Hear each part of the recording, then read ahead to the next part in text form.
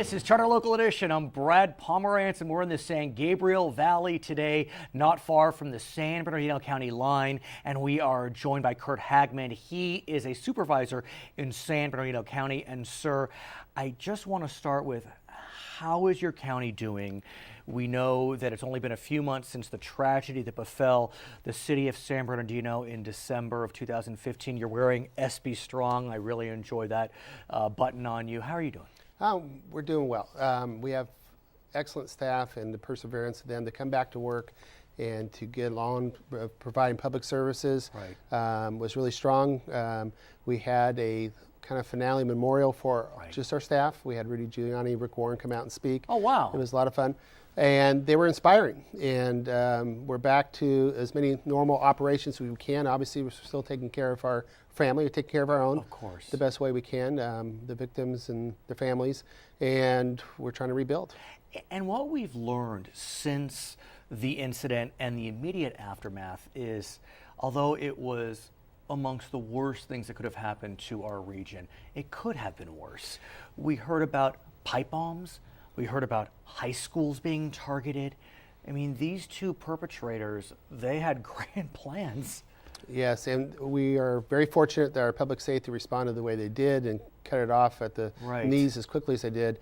It could have been a lot worse. I mean, even in the incident that happened, there was a bomb that did not go off, and that could have made things a lot worse than there as well. So we're blessed, and I think we're in a different world somewhat. I mean, we went through this horrible tragedy, but it could have been a lot worse. But it is interesting how San Bernardino really came together. I think back to 9/11, obviously a much larger incident. But when we look at San Bernardino, there's just a sense of camaraderie that is really enjoyable to watch and kind of affirming. You know, we never thought we'd be one of the high targets. You think about LA, Disneyland, all these different things, areas I used to represent. But San Bernardino is not expected to be that. But they do because of geographically, we're very large. We're the largest county in the nation. We have all these other cities. We have to work together all the time, and they've been training and doing that for a long time. I mean, I saw pictures of Democratic elected officials and Republican elected officials at events, not just the memorial events, but like fundraising types of events, and all of you had your arms around each other, huge smiles. You would never be able to say, that's a Dem, that's a Reap, that's a Dem, that's a Reap. No, the Inland Empire, especially San Bernardino County, all of us have always worked together well. We consider ourselves pragmatists. And well stated. Yeah, ideological, a lot of things. We try to work together for the common cause. Now, there's one area where pragmatism, I'm sure, is part of the solution, and that is the recent takeover of Ontario Airport by, I guess, the county or the county and the city are joint powers authority. It took it over from Los Angeles World Airports. You have been instrumental in that effort. You recently hired your new CEO. His name is Kelly Fredericks, coming from Rhode Island. What's the symbolism of his hire? He's a well-experienced operating CEO. He actually runs 6 airports in Rhode Island, all the state airports. We're excited to have him. He's excited to be here. I mean, not much CEOs in a career can start with the infrastructure we have. Pretty much a clean canvas to create what they want. And with the market and the opportunity of Ontario Airport, he's as excited as we are to get him. But here's the challenge that he has that you have. In 2007, Ontario Airport had 7.2 million passengers. In 2015, 3.8 million. What happened? I mean, I know we hit a recession, but come on, it's practically a 50% drop. I think it's a combination of things. Remember that LAWA, Los Angeles, managed our airport and 5 others around the area, and really kind of stopped certain things from happening in Ontario and kind of coalition the base at LAX. And overall, nationwide, most of the second-tier airports took somewhat of a dip.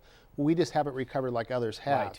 And so that's why we're excited, because we can only go up from here. Clearly. And we do have a lot of people lined up knocking on our door already. We're just not ready to let them start operations. And I know one of the areas where we anticipate some serious growth is on the international arena. Do you have any international flights yet?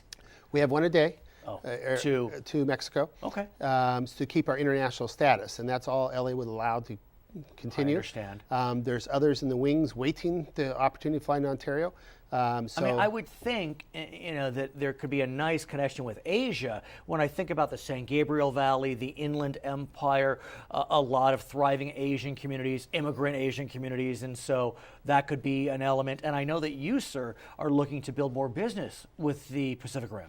Absolutely. My district was the highest Asian American population outside of Asia when I represented in the state assembly. Wow. And this, all that flows into my West End of San Bernardino. Right. A lot of new business startups, a lot of investment. So obviously we want to capitalize and encourage that to happen and create jobs here in the Inland Empire, as well as, I believe that one of the first things we'll go after is some Asia flights.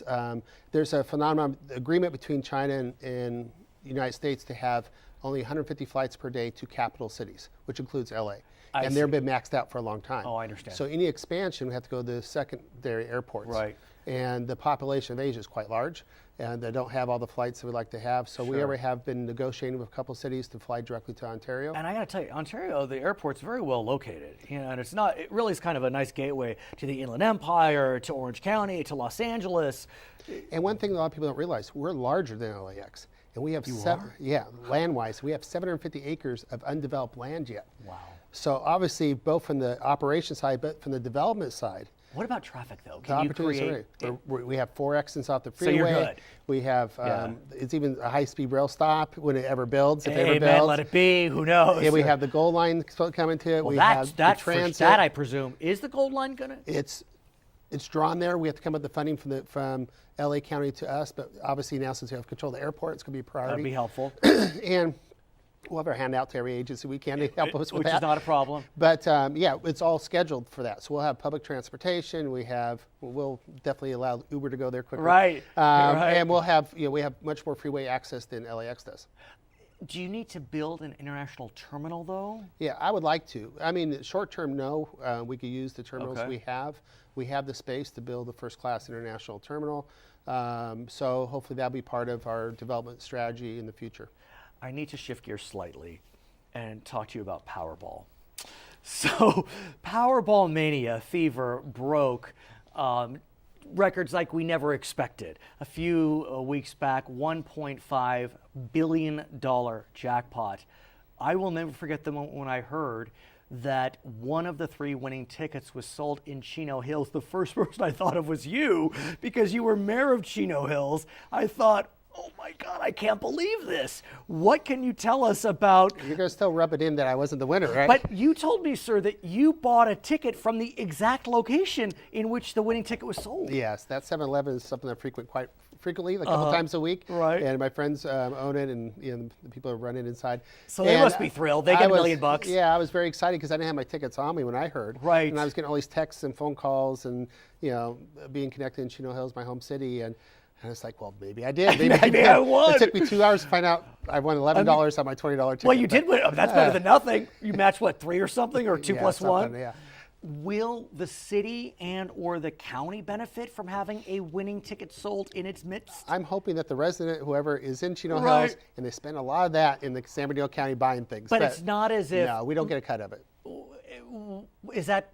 Well, let me ask you this. If this was the state lottery, would we get a cut of it? Because this, do you know? I know they pay their the cutoff to taxes at the beginning. I don't know if it gets allocated like sales tax. I don't know. Well, it's incredibly exciting, and I want to thank you so much for joining us. His name is Curt Hagman. He is a member of the Board of Supervisors in San Bernardino County. If you'd like to watch additional episodes of Charter Local Edition, please feel free to go to our YouTube channel. It's filled with all of our episodes. That address is youtube.com/Charter Local Edition. We are in the San Gabriel Valley today. My name is Brad Pomerance. Thank you so much for joining us. Thank you, Brad. That was awesome.